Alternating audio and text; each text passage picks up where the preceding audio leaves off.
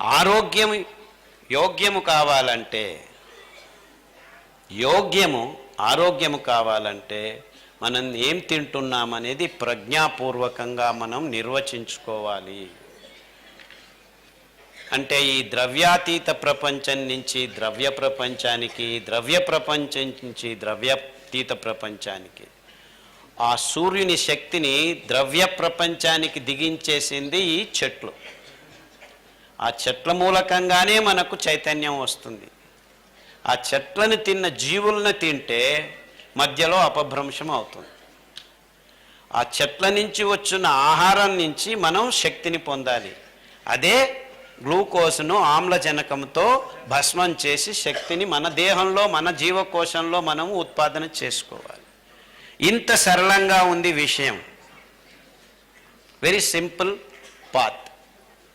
కాబట్టి ఎప్పుడైతే మనం శాకాహారం వైపు మొగ్గు చూపుతామో అప్పుడు మనకు ఈ ధ్యాన గురి మొదలవుతుంది. అందుకే మన గురి ధ్యానమైనప్పుడు మనం శాకాహారులుగా మారాల్సిన అగత్యం, and it is inevitable and the most important thing. అది జరగకుండా ఉంటే ఆరోగ్యం లేదు.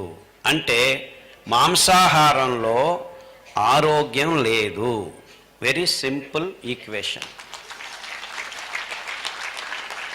సో నేను గుడ్డు తినచ్చా, నాటి గుడ్డు తినచ్చా,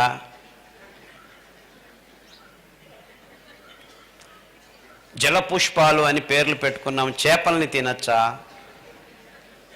అంటే కొంతమంది చేపలను తింటే శాకాహారం అనుకుంటున్నారు.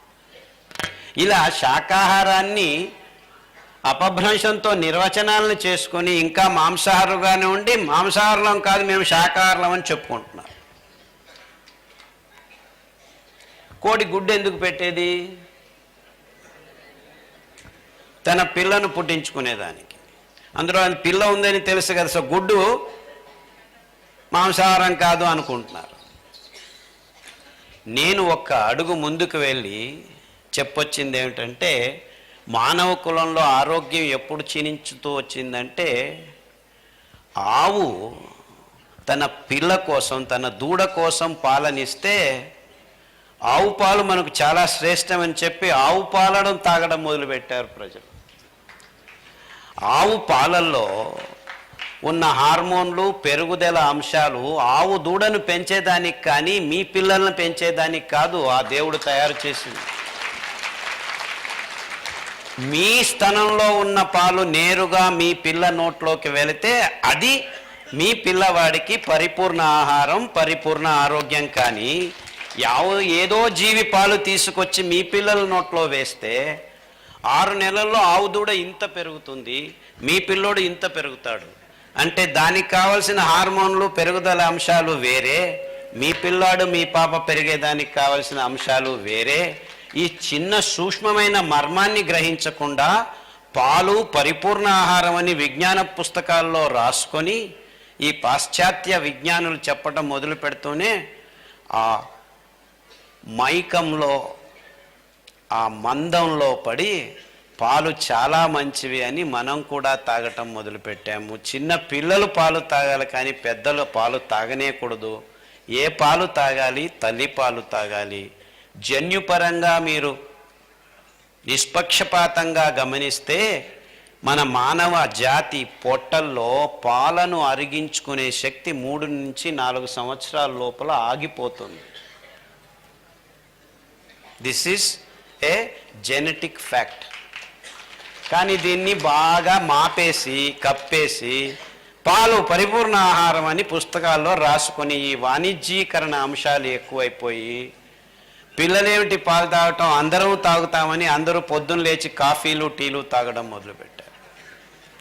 ఆ కాఫీలో కెఫీన్ అనే అంశం ఉంది. కెఫీన్ అంటే ఆల్కలాయిడ్. ఒక 20 రోజులు మీరు ఆ కెఫీన్ నోట్లో వేసుకుంటే 21వ రోజు నాకు ఆ కాఫీ కావాలి కావాలి కావాలి అని మీ నిరాల్ని దౌర్బల్యంతో పీడించడం మొదలు పెడుతుంది. దీన్నే చటము అంటారు, అడిక్షన్ అంటారు. These are called addictive drugs. Caffeine, morphine, ఈ ఓపియాడ్స్ అంటారు, ఓపియం, ఆ ప్లాంట్ నుంచి మార్ఫిను, కోడీను, థియోబ్రోమిన్ చాక్లెట్లో మీ పిల్లలందరికీ నోట్లో వేస్తున్నారు. పిల్లలు పుట్టిన 6 నెలలకే చాక్లెట్ నోట్లో పెడుతున్నారు. అందులో కూడాను ఈ కెఫీన్ లాగానే, ఈ సిగరెట్లో నికోటిన్ అనే పదార్థం లాగానే ఈ భయంకరమైన ఆల్కలాయిడ్స్ ఉన్నాయి. Theobromine, caffeine, nicotine, morphine, codeine, ఇవన్నీ డ్రగ్స్. ఈ డ్రగ్స్ను తాగి మీరు ధ్యానం చేస్తామనంటే మంపరంలో మైకంలో ఉన్నారు అని.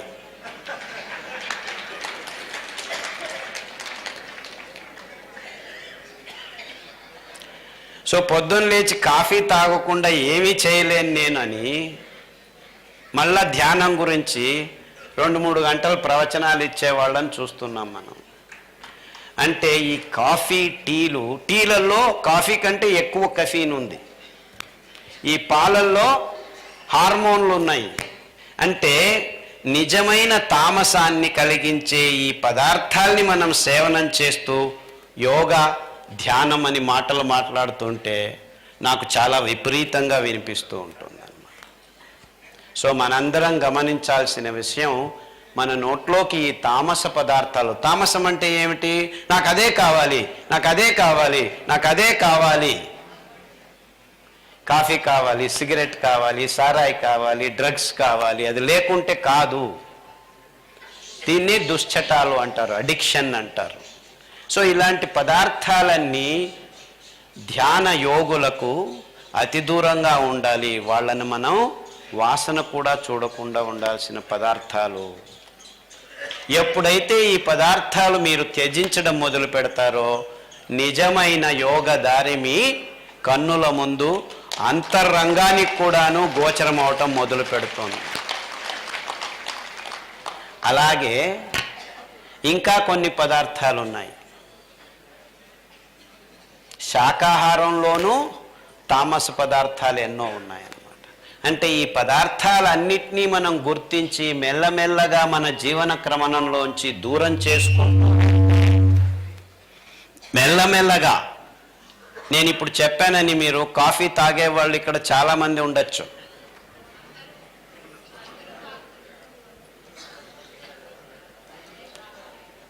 తాగని వాళ్ళు ఉండొచ్చు కొంతమంది. మీరు కాఫీ తాగకపోవచ్చు, టీ తాగుతూ ఉండొచ్చు. టీ తాగకపోవచ్చు, పాలు తాగుతూ ఉండొచ్చు. పాలు కాఫీలు ఏమి తాగము, బోర్న్విటాలు తాగుతాము, హార్లిక్స్ తాగుతాము అనుకుండొచ్చు.